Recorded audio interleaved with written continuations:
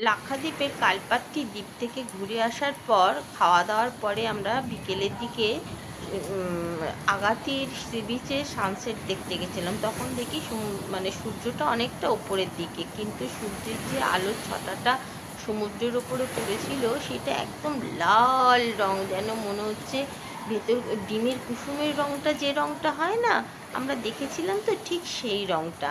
আর চারদিকে দেখুন মানে সমুদ্র কালারটা অপূর্ব লাগছিল। কোথাও সবুজের বিভিন্ন শেড, কোথাও কালোর বিভিন্ন শেড, কোথাও নীলের বিভিন্ন শেড, মানে অপূর্ব কালার লাগছিল। আর এই যে সূর্যের ছটাটা সমুদ্রের ওপরে পড়েছে না, কাঁচা হলুদের মতন লাগছিল, স্বর্ণাভ রং লাগছিল, যেন মনে হচ্ছিল কেউ যেন সোনা গলিয়ে সমুদ্রের ওপরে ঢেলে দিয়েছে।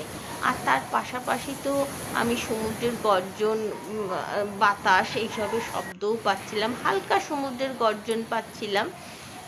আর এত সুন্দর দেখতে লাগছিল যে কি বলবো, মানে সমুদ্র রংটা হলুদ হয়ে গেছিলো অনেকটা জুড়ে, মানে অপূর্ব লাগছিল।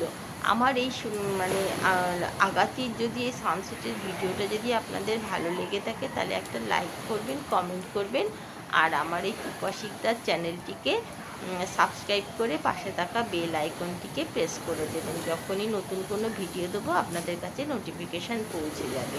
কেমন বন্ধুরা? আর এই দেখুন পাশে আমি সিন দেখাচ্ছি, সব বোটিং করছে। আমার তো ইচ্ছা করছিল আমিও একটু বোটিং করি, কিন্তু সেটা হয়নি। এই যে আমি পাশে সানসেটটা দেখানোর পাশাপাশি আশেপাশের সিনগুলোও দেখাচ্ছি। এই যে আকাশ আর সমুদ্রের যে দিগন্ত রেখা মিলে গেছে, ওখানটা প্রচণ্ড কুয়াশা, জানি না পুরো সানসেটটা দেখতে পারবো কিনা, দেখতে পাইনি যদিও। ওখানটায় মানে প্রচণ্ড কুয়াশায় ভর্তি থাকে, দেখুন কীরকম যেন মনে হচ্ছে সোনা ঢেলে দিয়েছে। বন্ধুরা, কেমন লাগলো ভিডিওটা জানাবেন।